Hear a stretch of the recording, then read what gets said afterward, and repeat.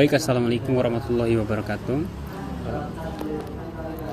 Eh, Perkenalkan, nama saya Alamsa dan didampingi oleh beberapa teman saya.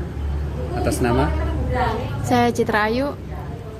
Saya Ani Haniswatul Husna. Saya Sheila Anissa Salma. mungkin itu ya seputar perkenalan. Mungkin sih kita akan coba memasuki pembahasan kita pada kali hari ini, yaitu tentang komunikasi lintas budaya. Jadi komunikasi lintas budaya itu sangat penting ya, yang sangat penting di tengah-tengah globalisasi yang semakin berkembang itu. Globalisasi mempertemukan individu yang dimana memiliki latar belakang atau budaya yang sangat beragam dalam berbagai konteks seperti pendidikan, bisnis, sosial. Komunikasi lintas budaya juga didefinisikan sebagai interaksi antara suatu kelompok atau individu ya, yang memiliki budaya, etnis, bahasa yang berbeda-beda. Kenapa sih komunikasi lintas budaya ini sangat perlu diterapkan? Mengingat ya, komunikasi ini sangat memiliki peran penting atau memiliki peran vital dalam dunia kerja atau perusahaan multinasional ya. Misalnya harus memastikan bahwa karyawan dari berbagai negara misalnya, atau dalam suatu negara yang memiliki berbagai budaya itu dapat bekerja sama dengan harmoni. Hal ini melibatkan penyelesaian tidak hanya dalam bahasa tetapi juga dalam pemahaman kebiasaan tradisi masing-masing budaya dalam pendidikan. Komunikasi lintas budaya juga sangat penting untuk menciptakan lingkungan yang inklusif ya, terutama di universitas dengan populasi mahasiswa yang berbagai macam budaya dan sebagainya. Itu memerlukan yang namanya menimbulkan tantangan, tetapi juga sangat menimbulkan peluang. Apa peluangnya? Ketika dikelola dengan baik, perbedaan pendapat itu dapat menjadi sumber inovasi, ide-ide baru dan perspektif unik yang memperkaya interaksi manusia. Oleh karena itu, interpretasi antar budaya merupakan suatu keterampilan utama yang sangat dibutuhkan di era modern ini. Nah, apa sih salah satu strategis yang untuk meningkatkan komunikasi lintas budaya yang efektif? Tentu membutuhkan strategi atau metode yang alternatif atau yang efektif. Maka hadirnya teman-teman atau rekan-rekan saya pada kali ini untuk memberikan tanggapannya. Mungkin kita langsung ya saja tanpa mengulur-ulur waktu. Mungkin akan saya minta kepada saudari Aniha, mungkin bisa diberikan tanggapannya terkait komunikasi lintas budaya yang efektif gitu. Untuk komunikasi lintas budaya yang efektif, strateginya ada pendidikan multikultural dan literasi budaya. Bahwa pendidikan multikultural penting untuk dimasukkan ke kurikulum supaya generasi muda bisa menghargai perbedaan budaya.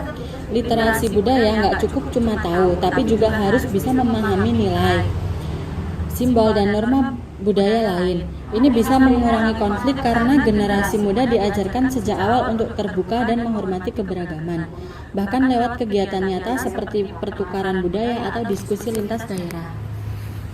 Oke, makasih untuk saudara Aniha yang telah memberikan sedikit ya terkait strateginya. Mungkin kita langsung ke saudari Sheila, mohon maaf sebelumnya.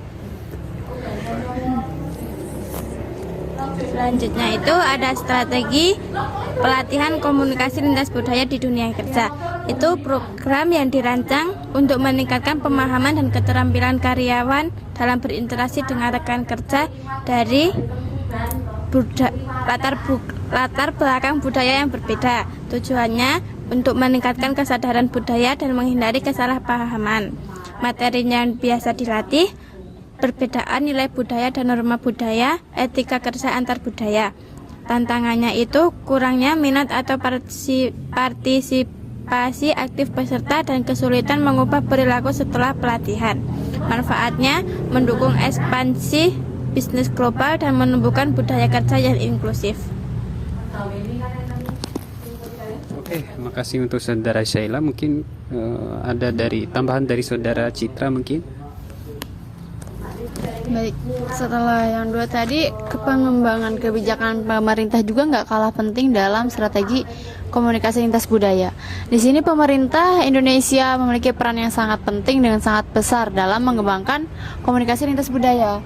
Seperti caranya itu kebijakannya mendukung integrasi budaya dan memperkuat hubungan antar kelompok budaya yang beragam, yang berbeda. Misalnya, kebijakan menggunakan penggunaan bahasa Indonesia sambil tetap menghargai, menjaga keberadaan dan hak penggunaan bahasa daerah. Selain itu, kebijakan selanjutnya yaitu bisa mempromosikan inklusivitas dalam berbagai aspek kehidupan seperti pendidikan, pekerjaan, dan media akan sangat membantu dalam memfasilitasi komunikasi lintas budaya. Nah, selanjutnya juga pemerintah juga bisa membantu mendukung program-program yang memfasilitasi pertukaran budaya antar daerah atau antar etnis untuk mengurangi ketegangan sosial. Oke, mungkin itu ya yang disampaikan oleh saudari Cita. Mungkin tambahannya lagi ya, karena saya belum puas juga. Mungkin dari saudara Aniha juga ada tambahan lagi. Ada tambahan untuk penguatan teknologi untuk mempertemukan budaya. Teknologi informasi, terutama media sosial dan platform digital, punya peran penting dalam menjembatani komunikasi lintas budaya. Dalam ini disebutkan teknologi bisa digunakan buat pertukaran informasi budaya antar daerah, diskusi virtual, sampai program lintas daerah. Jadi lewat konten digital, kita bisa kenal budaya lain tanpa harus ketemu langsung. Ini mempercepat adaptasi dan memperluas wawasan masyarakat tentang keberagaman. Oke, mungkin itu tambahan dari saudara Aniha ya. Mungkin dari saudari Alia ada tambahan? Aku aja ya, aku. Nah, selanjutnya menurut saya ada lagi yang penting yaitu toleransi terhadap keberagaman. Mengembangkan komunikasi lintas budaya yang efektif juga melibatkan yang namanya toleransi. Toleransi itu merupakan kunci untuk menciptakan masyarakat yang harmonis. Nah, untuk mendukung itu, kita bisa menggunakan program-program yang mempromosikan sikap saling menghormati, toleransi antar budaya. Bisa melalui berbagai saluran seperti media massa, kampanye sosial, atau program pemerintah yang mendukung keberagaman tersebut. Oke, menarik sekali ya yang disampaikan oleh teman-teman kita. Mungkin masih kurang juga ya, karena belum, mungkin ada lagi dari saudari Aniha juga mungkin. Dialog antar kelompok sosial dan budaya. Dialog antar kelompok sosial dan budaya disebut sebagai strategi penting karena tujuannya untuk menciptakan ruang saling memahami, menghindari konflik, dan membangun toleransi. Forum diskusi, pertemuan antar etnis, atau kegiatan bersama antar komunikasi bisa jadi sarana dialog yang membangun. Dialog itu bukan cuma ngobrol, tapi juga mendengarkan dan membuka diri terhadap pandangan kelompok lain. Menarik sekali. Mungkin terakhir ya dari saudari Nela ya. Ya, mungkin ada tambahan? Dan terakhir untuk strategi komunikasi lintas budaya, peningkatan peran media dalam pendidikan budaya. Mengapa media berperan penting? Karena media mampu menjangkau massa luas dan cepat. Peran media dalam pendidikan budaya contohnya televisi dan film, mengenalkan budaya lokal lewat sinetron, dokumenter, dan film tradisional.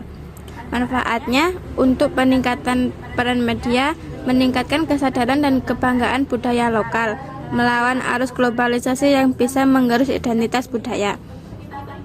Solusinya kolaborasi antara pemerintah, media, dan pegiat budaya, dukung konten lokal yang berkualitas dan edukatif. Mungkin itu terakhir. Terima kasih untuk ketiga rekan saya. Sangat menarik sekali ya apa yang disampaikan oleh rekan-rekan saya tadi, yaitu mengenai strategi ya. Ya, ada beberapa tadi ya, termasuk ada strategi pemerintahan, strategi pendidikan, strategi forum dan sebagainya itu sangat memang perlu itu diterapkan dalam lingkup kehidupan masyarakat yang memiliki berbagai macam etnis, budaya dan bahasa ya.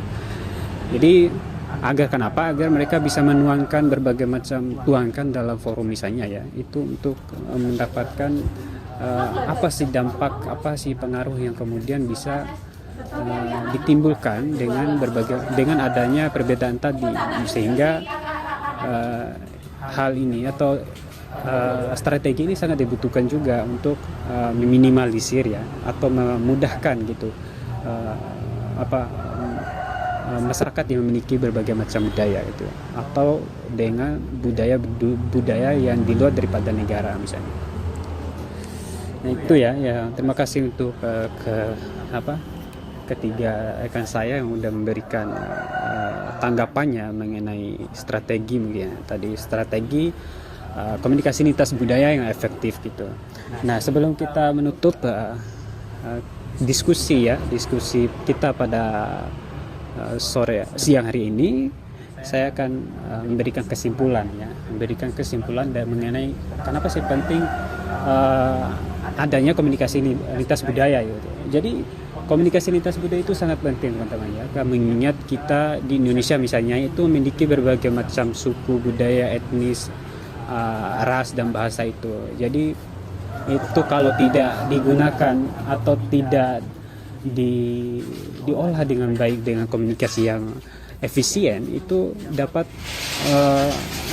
menimbulkan problem-problem sosial, pendidikan maupun ekonomi. Itu sangat termasuk apalagi yang sangat penting itu di dunia kerja ya, atau di dunia bisnis itu di dunia kerja misalnya itu memiliki berbagai macam karyawan ya, dari latar belakang yang berbeda-beda gitu, budaya yang berbeda-beda. Selain itu juga dia memiliki pemahaman juga yang berbeda-beda mengenai mungkin dari cara komunikasinya mungkin ya, itu yang lebih kebanyakan ya. Komunikasi budaya A dengan budaya B itu sangat berbeda ya, maka hadirlah komunikasi lintas budaya yang efektif itu untuk memudahkan agar komunikasi antar budaya yang berbeda itu dapat terrealisasikan dengan efektif, sehingga tidak menimbulkan problem-problem yang tidak diinginkan. Mungkin itu yang bisa saya sampaikan mengenai kesimpulan. Kami selaku yang menemani teman-teman pada siang hari ini, semoga apa yang kita sampaikan bisa menjadi bermakna buat teman-teman yang ingin memperdalam lagi ya konsep yang kita paparkan pada kali ini, yaitu mengenai komunikasi lintas budaya. Mungkin sekian dari kami.